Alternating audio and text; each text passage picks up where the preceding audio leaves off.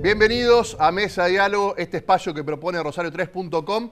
Vamos a hablar de música desde una arista que no habíamos tocado, no habíamos abordado todavía, que es la música y los fans. Y acá atrás seguramente ya están viendo alguna referencia a estos fans y tienen que ver con los fans de los Rolling Stones. Está conmigo Juan Cruz, el Revelo, periodista, escritor, rosarino por adopción, ya un fan más de los Rolling Stones, y por esto además, porque escribió su tercer libro. Los dos primeros tienen que ver con dos novelas, pero en este hace alusión justamente a la lengua universal. Un trabajo que es sumergirse y bucear en el universo de los fans de los Rolling Stones por todo el mundo. Juan, bienvenido, ¿cómo estás? ¿Cómo andás, Ale? Gracias por invitarme. Sí, sí. Bueno, la primera pregunta tiene que ver con una pregunta que te haces vos acá en el libro, que es el capítulo que abre el libro, que es ¿por qué escribir sobre los fans de los Rolling Stones? Sí.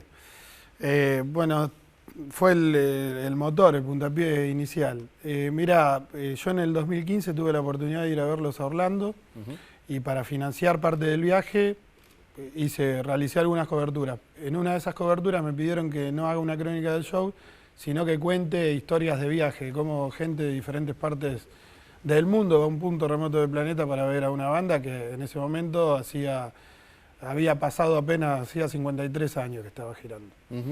Y me pareció una picardía que esas historias queden solamente en 2 páginas, que era lo que me exigía esta revista, porque la verdad que con una sola historia, que fue de un holandés que había viajado, Peter Donks creo que se llama, que había viajado específicamente a ese show a pedirle casamiento a quien es hoy su mujer, en un tema que todos sabemos que dura 11 minutos en vivo, que es Midnight Rainbow. O sea que tenía el tiempo necesario para declararse y para que le conteste, ¿no?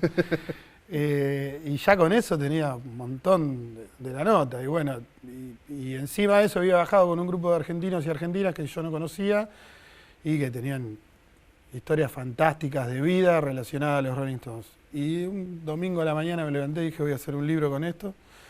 Y de esos dos puntapiés, de este grupo de argentinos y del holandés, empecé a conseguir otras entrevistas que terminaron en 33 países diferentes y más de 150 testimonios. ¿Qué te encontraste que te llamó la atención? Bueno, esto, lo del holandés, es una primera llamada de atención, ¿no? La historia de este en particular, pero debe haber historias muchísimas, y cómo elegir tantas, y si recordás alguna historia en particular que quizás no tenías pensado encontrarte justamente con esta historia. A mí lo que me empezó a motivar fue esto que te comentaba, ¿no? Pero después yo empecé a ver que había algo social que me llamaba mucho la atención, como realidades muy disímiles, socioculturales, socioeconómicas muy disímiles, edades, lenguas precisamente muy disímiles, se unían por una banda que hace 60 años que está en la ruta, casi 60 años, todavía no lo cumplieron. Eso me llamaba mucho la atención y es lo que trato de desarrollar y de contar en el libro, el por qué. ¿Por qué ocurre esto? ¿Cómo puede ocurrir que una persona de 18 años que trabaja de cadete en el conurbano bonaerense sienta lo mismo por la misma banda o por la misma canción que un multimillonario japonés que tiene cadenas de torterías en todo el mundo, por ejemplo, ¿no? A mí eso, digo, porque la canción es la misma. Digo, obviamente que todo arte se completa con el que lo recibe, ¿no? Pero digo, esto me llama mucho la atención, sobre todo porque no es el único caso, no es patrimonio exclusivo de los Stones esto que estoy contando, pero sí creo que la masividad, porque son masivos en todo el mundo. Hablar con una persona de la India, con una persona de Abu Dhabi, con una persona de Finlandia, de Noruega, de Cuba, o de Uruguay, o de Buenos Aires, o de Rosario, y en todos los lugares son muy masivos. Entonces eso fue lo que me motivó a investigar. Hay una cosa importante que decís, que está acá reflejada en el libro, que es, atraviesa todos los estratos sociales además, independientemente de las geografías. O sea, como decís vos, desde el cadete hasta el yuppie, de alguna manera se siente identificado. En 20 minutos no vamos a responder lo que tratás de responder vos acá en el libro. No, pero la idea es que lo lean. La idea es que lo lean, por supuesto. Pero ¿qué crees que es el punto en común que pone a empezar a tener estos fans de lugares y regiones totalmente diferentes?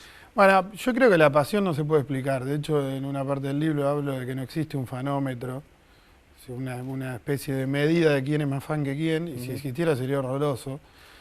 Y como la pasión no se puede explicar, es Me parece que esto es un puntapié inicial para que se estudie eso, el fan en general, ¿no? ¿Por qué digo esto? Porque yo creo que está contestado en el libro, pero en general. No hay una parte del libro que lo conteste.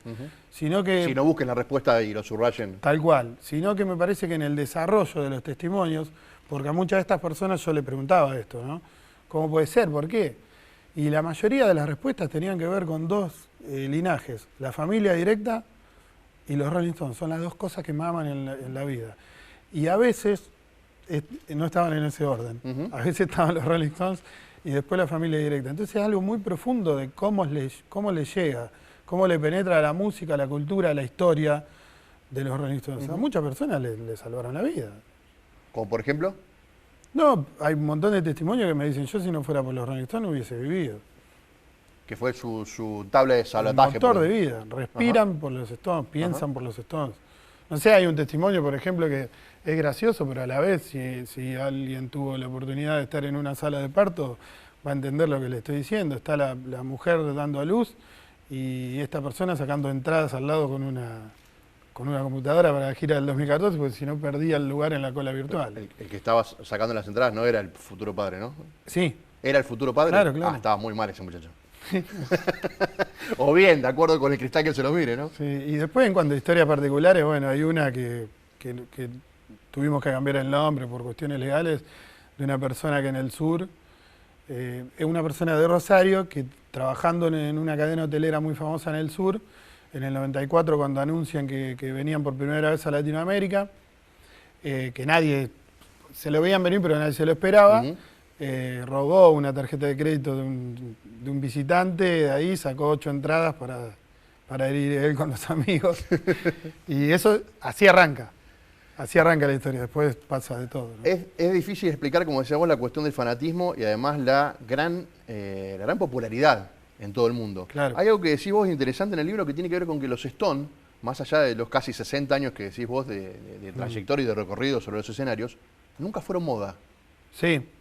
Era una teoría que tenía yo y que a través de estonólogos y de especialistas en música en general estuvimos todos de acuerdo, entonces me arriesgué a ponerlo. Nunca fueron la banda de moda, nunca fue la banda que la compañía musical lo puso en cabeza para vender muchos discos. Siempre fueron en los 60 era la sombra de los Beatles, si se quiere. En los 70 la marquesina estaba con Led Zeppelin y en la segunda mitad con el punk. En los 80 con el sonido pop y de sintetizadores. Le empezaron a decir que estaban viejos ya en la primera mitad de la década del 70. Y en la década del 90, para mí esto se empieza a revertir. Sobre todo porque llegan a Latinoamérica los inyecta de público nuevo. Sobre todo porque la industria se empezó a dar cuenta, cuando digo la industria no solo los empresarios, sino la gente que consume música, se empezó a dar cuenta que todavía sacaban discos de calidad. Se empieza a renovar el público, empiezan a girar continuamente, nuevamente, año tras año, o cada 2 o 3 años. Y ellos solo se pusieron como moda, pero no fue la industria las que lo puso arriba. Hoy diríamos se usa mucho la palabra mainstream. No eran parte del mainstream, no eran parte de los que estaban en la agenda justamente a la hora de ser convocados para un festival o un recital. No, yo creo que sí lo fueron, pero nunca fueron la moda. Ah, bien, o sea, estaban en la agenda, pero no eran así, se entiende. No estuvieron en Woodstock, pero hicieron Altamont. Claro. Y así podemos nombrar un montón más. Y además, en los 90 me parece también hay un hecho que no es menor, que se empezaron a dar cuenta que había gente de ya 40, 50, 60 que empezaba a consumir esto como marca también. Que no deja de ser interesante también, ¿no? No, sin duda también en paralelo va la empresa, ¿no? Bueno, como todo producto masivo. Quiero decir con esto que cortaban ticket tanto como, no sé, Madonna, por decir un nombre. Totalmente. Madonna sigue cabeza de marketing. Y los Stones lo lograron ellos solos a eso. Me parece que la industria los acompañó a eso, pero nunca fue la apuesta. Cuando digo que nunca fue la moda, digo, nunca fue Ed Sheeran, o lo que hoy es Ed Sheeran. Y no era Spotify. No se instalaba ni por YouTube ni por Spotify. Totalmente. Hay 2 capítulos que son de destacar que tienen que ver con la historia nuestra, que es Argentina. Sí. Y antes de meternos ya a definir los fans en Argentina, hay otro que es muy particular y creo que era impensado para muchos, fundamentalmente para los que vivían en ese lugar, que era Cuba. Sí. O sea, un fan cubano no se le cruzaba nunca por la cabeza la posibilidad de ver, de tener, ni digo acceso económico, sino el hecho de poder salir de Cuba para ver un recital de los Stones. Claro. Y fueron ahí. ¿Cómo se vio eso? Bueno, mirá, cuando yo más o menos dentro del mundo capitalista tenía todos los testimonios que podía tener, empecé a buscar rarezas.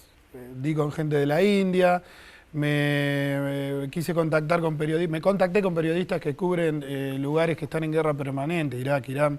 Ahí no encontré fans, pero di con un fan cubano que había escrito una carta pública a Mick Jagger diciéndole que él lo quería mucho, que para ellos era un logro muy grande. Que es la que abre el capítulo de Cuba. Que es la que abre el capítulo de Cuba, pero que tenga cuidado. Era un fan muy anticastrista. Y yo dije, si se confirma el show, tengo que ir a hablar con esta persona personalmente y con los que estén del otro lado, ¿no? Con castristas y anticastristas. Cuando se concreta, voy y estuve 72 horas, creo que en 72 horas traje cerca de 60 testimonios, tanto de castristas como de anticastristas. Todos coincidían en que era muy importante para la apertura cultural que los Stones estén ahí. Todos coincidían en que era peligroso en su momento escuchar música en inglés en la isla. Y aún los más acérrimos luchadores por la revolución y que eran fans de los Stones, decían que para ellos hoy era un logro, hoy digo hoy, hablo en presente, pero fue en el 2016, para ellos era un logro que los Stones estén ahí para decirle a sus hermanos y amigos que los criticaban por escuchar música en inglés, decirle, ven que teníamos razón, que no estábamos traicionando nuestras ideas por escuchar esta banda que nos gustaba, ¿no? Te traigo a Argentina.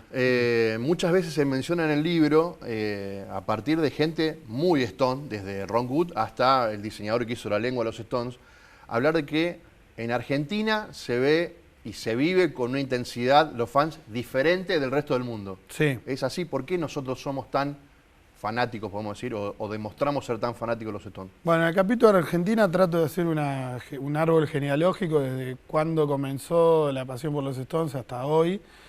Y en el principio era una cuestión más de culto, los músicos. Estoy hablando del año 65, cuando Lito Nebbia traduce Congratulations. En Congratulaciones fue la primera canción de los Stones grabada en Argentina con Los Gatos Salvajes. Y hasta el día de hoy. Por ahí pasaron un montón de fans y un montón de diferentes culturas vinculadas al rock que eran fan de los Stones. En el 82, con la película de Spend the Night Together y el álbum Aún en Vivo, de alguna manera se empieza a popularizar y se profundiza en el año 92 con la llegada de Keith Richards, sin ninguna duda, ni hablar en el 95 cuando vinieron por primera vez. También hay una subcultura que no podemos dejar de nombrar, que es el Rolinga. De hecho, en los shows del 2016, los mismísimos Stones lo legitimizan vendiendo en el merchandising oficial una remera con la lengua y en lugar de decir de Rolling Stones decía Rolinga. Mick Jagger lo saludó arriba del escenario. Que en ninguna otra parte del mundo pasa que haya una denominación especial o una estética en particular para una parte de los fans de los Stones, porque no todos los fans de los Stones en Argentina son Rolinga, ¿no? ¿Cuántos shows viste de los Stones? No, pasé los 10, pero no... 15. ¿Más de 10? Sí, más de 10. Igual no son muchos para la cantidad, no, para la cantidad que hay gente ahí que los vio más de 500. Hay un alemán que lo vio más de 2000. Más de 2000. Sí. ¿Cómo, bueno, te imaginas el próximo ahora, dentro de poco, pues vas a ir ahora a presentarlo a Sí, Miami? ¿Cómo voy va a a ser esta Miami, historia?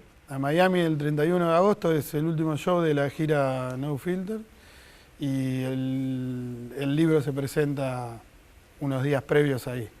Así que nada, es un honor que esté viajando a la lengua universal, ¿no? ¿Esta historia tiene un final? No lo sé. Para mí, no es un dato esto. Mick Jagger salió del quirófano hace semanas con 75 y está saltando. Para mí van a tocar hasta que cumplan 60 años. ¿Esa será una fecha o un mojón para decir, bueno, hasta Para acá? mí sería eso. Fuimos en el 95 porque venían por primera vez.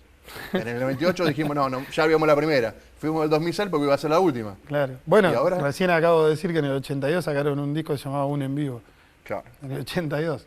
Para mí van a seguir tocando, hasta que puedan van a seguir tocando. Sí, de ¿no? hecho, es inhumano que una persona que operen del corazón a los 2 meses esté como está Jagger, ¿no? Juan, lo mejor para lo que vendrá, para el próximo libro y para otras historias. Bueno, muchas gracias por invitar It's Only Rock and Roll. It's Only Rock and Roll, así es. Lo cerró Juan Cruz Revelo, que escribió este libro, La Lengua Universal. Muy lindo, pero aparte para los que no sean fanáticos de Rolling Stone, también es bueno leerlo.